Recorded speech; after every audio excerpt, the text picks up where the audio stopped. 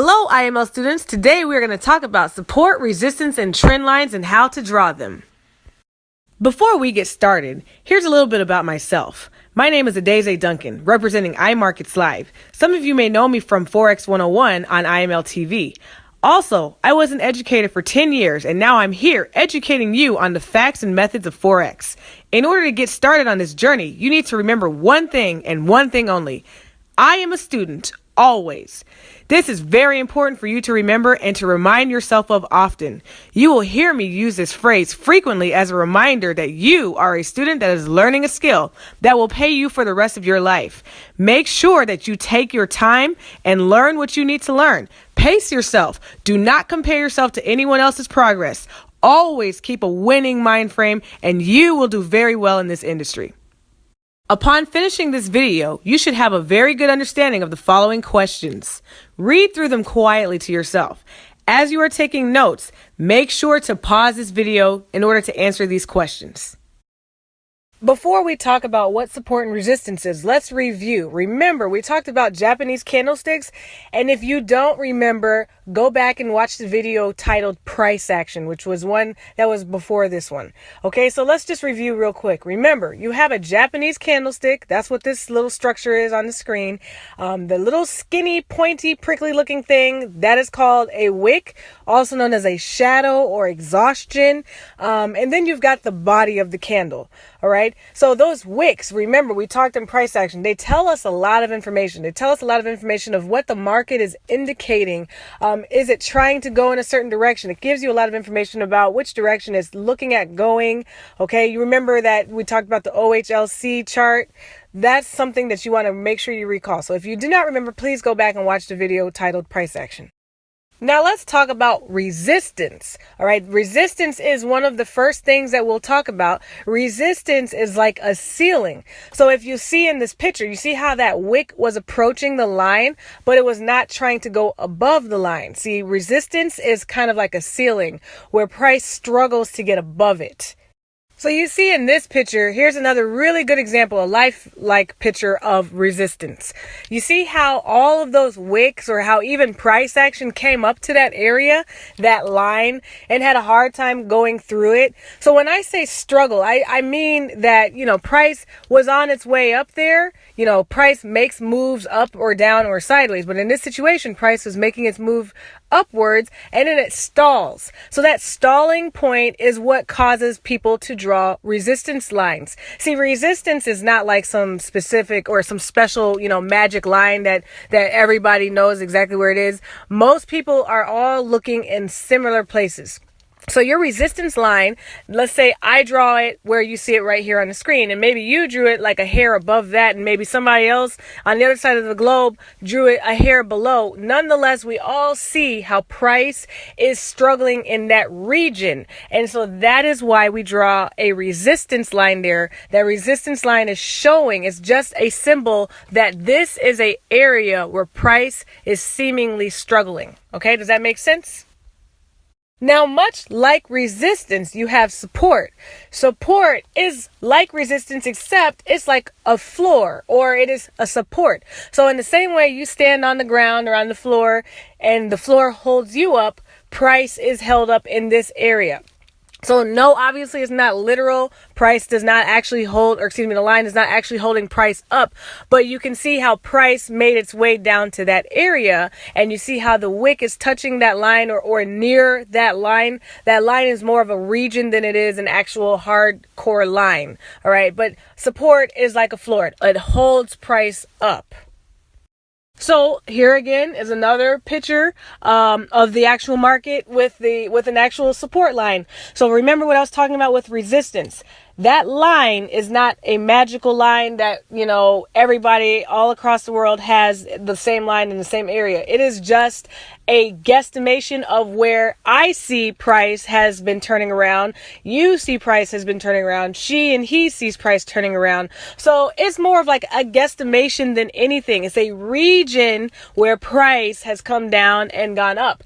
Now, the reason why you want to draw these kinds of lines is because you're creating a map. You're basically mapping out what price is doing. All right. So you can see how price came down the line, came down to the line at one time, and then it turned around and went up.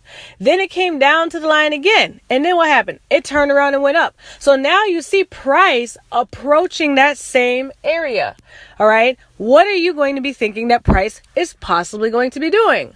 Probably turning around and going back up. Now, we have no crystal balls. Nobody gets to say what's really going to happen. But what you do get to do is start to create a map of what you think price is going to do. So as of right now, because it's above the line, we're looking for the possibility that price will come down to it again and turn around. So in this picture right here, you also can see that it says support can become resistance and resistance can become support. So what does that mean? Well, really, support is only support if price is, above it and is bouncing off the top of it, meaning if price has come down to it and has found support, meaning it hasn't broken below.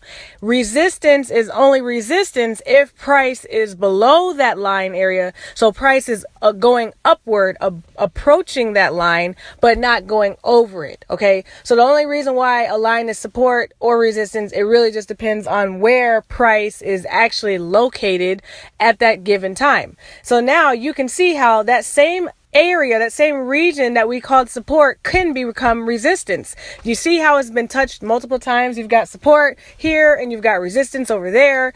The more touches, the stronger the line. So what do I actually mean? So what do I actually mean when I say the stronger the line? I'm going to give you an example of what I mean when I say the stronger the line. Okay. When my husband and I decided to buy some furniture, we bought a table. I picked it out. I love the table. He didn't like the table. We got it home. We put it in the kitchen and I loved it when I saw it. So my husband thought it didn't work there. It was too big. It just took over the area. I said, I love it. It's great. Just believe me. And he still was like, no, I don't like it. So here we go. A friend comes over and they said, oh my gosh, I love the table. It's amazing. Oh, I just love it. He's like, you really think so? You really like that table? I don't really know. Here we go. Another friend comes over another day. Oh my gosh. Oh, this table that you got is so perfect. It just fits the area well. And he still looks at the table. Yeah, I mean, it's okay, I guess. I don't know. I really don't know about it. Third person comes over. Oh my gosh, the table. I love the table, and this is him, my husband. Yes, I thought the table looked really good. We were actually thinking about getting chairs and putting them over here. Now, all of a sudden, my husband likes the table and is actually acting as though he picked it out and has plans to put new chairs and whatnot by the table. So what do I mean when I say the more touches, the stronger the line? In the same way that my husband needed at least 3 other people to come by and reassure him that the table is amazing. Now, all of a sudden, he loves the table. In the same way, the more times price touches the line, the more we as traders think that this is an area where price is going to react. I hope that makes sense. Something else you want to keep in mind in regards to support and resistance zones. I want you to know that they're not like this perfect little line that you draw where, price has to come and touch this perfect little line. They're more like zones or broad areas. So the reason why I have them drawn as zones or broad areas is because not everybody is going to be looking at the exact same place, but they're all going to be looking around the same area. So when you think about price and it having a reaction, maybe you drew the line about 5 pips below somebody else on the other side of the globe, but everybody across the globe all sees the same area. So when you draw them, make sure you draw them more like areas. If you put a line there, know that price can react anywhere near, below, or slightly, or above that area that you drew. Okay.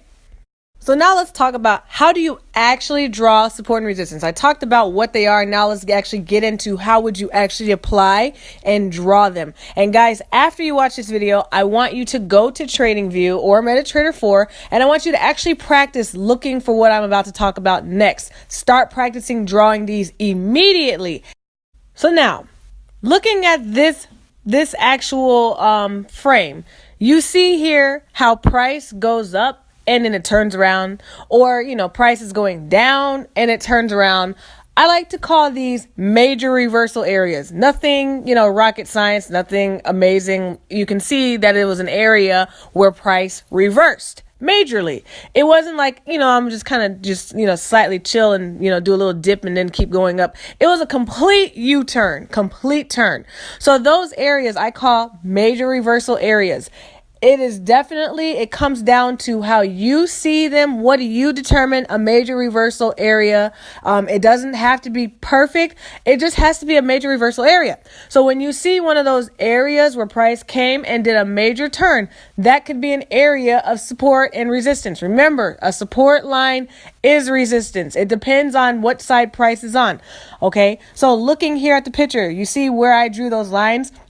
Most likely, you would have drawn those lines similar in those same situations. The problem is you don't actually have to draw like 50,000 lines. You want to always start where price is currently at and draw your lines starting there. That's where you would want to do it. And if you want to actually have, more interaction and see how I draw them, or even be able to ask questions, please come to my channel on Forex 101, where I talk about drawing these lines regularly. So this is just, obviously you can only see it in the still frame, but I want you to actually practice this. Look for where you see major reversal areas. Now look at this one. Do you see how in this one there is no lines? There's nothing going on this slide. Okay, if I just showed you the slide and I said, hey, so what do you think price is going to be doing? Where do you think price is heading? Especially people who don't know anything about, marking up their charts. Probably assuming people who are on this, actual video right now. If I showed you an empty slide with nothing and I said, okay, so tell me where price is heading. It's going to be very hard. Maybe you could say it's going down. Maybe you don't realize it's actually on its way up. Maybe you don't realize that. But when you actually put the lines in, then it becomes more clear. Now, here's that exact same picture, but with the support and resistance areas drawn. Now, when you look at it, maybe you guys are noticing that, okay, price was going down, but now it's reaching that area of support. And I'm thinking if price gets to this area, I think it's going to turn around. So I'm going to be looking for a buy. Now, here's the really cool thing, guys. I looked at this exact same frame. This frame was taken, about, I'd say from the time of this recording, this frame was taken about about 2 weeks ago. I took this picture about 2 weeks ago from the time of this recording. At that time, I was saying, I did a presentation and I said, look, if price gets to this area, then I'm going to be looking for a buy. Now, if you go ahead and log onto your computer and you look at the same exact area, you will see that price did in fact come down to that area and turn around and go all the way back up. It did exactly what it did in the past. So it's worth drawing these lines to show or to create a map. Does this happen every single time? No, but what you're doing is you're creating a higher probability trade. Every time you trade, you're not going to win. But what you want to do is you want to increase the probability of you winning. And you can do that by drawing these lines and creating these nice if-then statements. You can see in this slide, again, I talk about if-then. If price is here, then I will be watching for this area. So you see how it says I'm watching this area? That actually means I am looking specifically at this area to see what did price do in the past. And as you see where that other area is, where that other arrow is pointed, you see how price came down and turned around. Just as I said in the last slide, I talked about how price did exactly what it did in the past. You want to be looking for what price has done in the past to get an idea of what it could do in the future. Okay. You also keep in mind that if price is above that area, then you want to be more partial to be looking for buys. If price is below, then you want to be more partial for looking for sales. By now, you should have a good understanding of the following questions. Read them quietly to yourself, and when you are finished, go on to the next video in this series. Thank you so much. My name is Adeze Duncan, and remember, I am a student always.